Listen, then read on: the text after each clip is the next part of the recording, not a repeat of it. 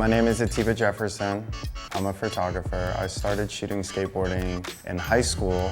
We're gonna go over some of my New York moments from the past. I moved to California in 1995 to San Diego and started working for Transworld Skateboarding. I became friends with Keith Huffnagel. Keith was working on an interview and that got me to go visit New York. It was a lot cooler than San Diego, where we're always in the schoolyard. 90% of the time. We just got to get over that fence, and then we're set up. New York, you're in the city. Following Keith around with a heavy camera bag in New York, skating miles a day was brutal. But that was the energy that came with New York skating. Keith here, it's sick. He kickflips into the big bank and then backside 180s a planter. It was a really sick, quick hit. This is a print that actually I printed because I was such a big fan of Dan Sturt, who would do black and white photos in a dark room on color paper. And this is Huff. This is one of my favorite photos. He's doing a kickflip at JFK. This is one of my favorites. Kareem awing a police barricade, and you can see a cop walking in the background. I always thought of Kareem as an LA skater because of World Industries and all that, but Kareem is really an OG New York skater. Here's one, Rodney Torres. He's still skating, still ripping, but another skater that I know from skating with Keith back in the day. Here he is doing frontside nose blunt. I need to find a negative, but this is probably like, I would say 97. It's really cool in the background.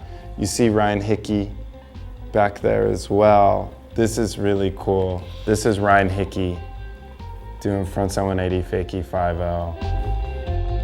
This is just honorable mention. There's actually really messed up because I can't find these negatives. This is Scott doing this frontside blunt. But the biggest thing about this lab, Carroll Lab, there was a whole film district, 17th Street.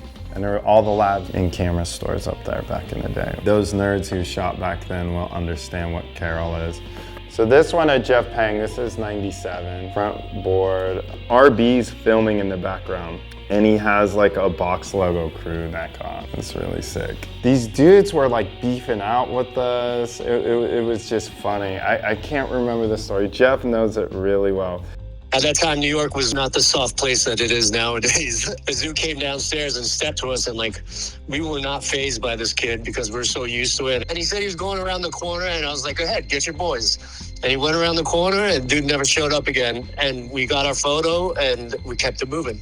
This photo is not from New York, but this just gets honorable mention because this is Harold in Colorado talking to some girl. I don't have many photos of Harold, which is such a bummer. I think I have like 2 photos of Harold, but this one's really special to me when we're talking about New York, because if you knew Harold, he was always so charming and always hollering at girls.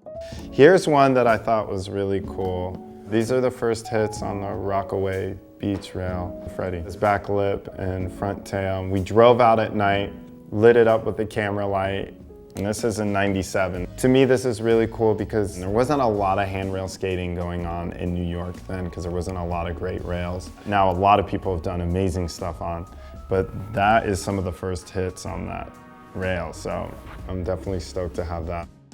I was lucky to be going to New York for that summer when Bill was really working hard on Cherry and skating with Dylan Reeder. I hadn't really been on the grind like that since Huff, and these are really special of Dylan Reeder out front of the old Supreme store on Lafayette. I mean, I could keep talking and digging up photos. I'm lucky for the ones I have because I was a SoCal guy. I wasn't the most New York dude. New York has a flavor different than anyone else, and that's what makes it special, and that's what makes the skater special, and that's what makes the footage special and the photo special. It's just really, really one of one.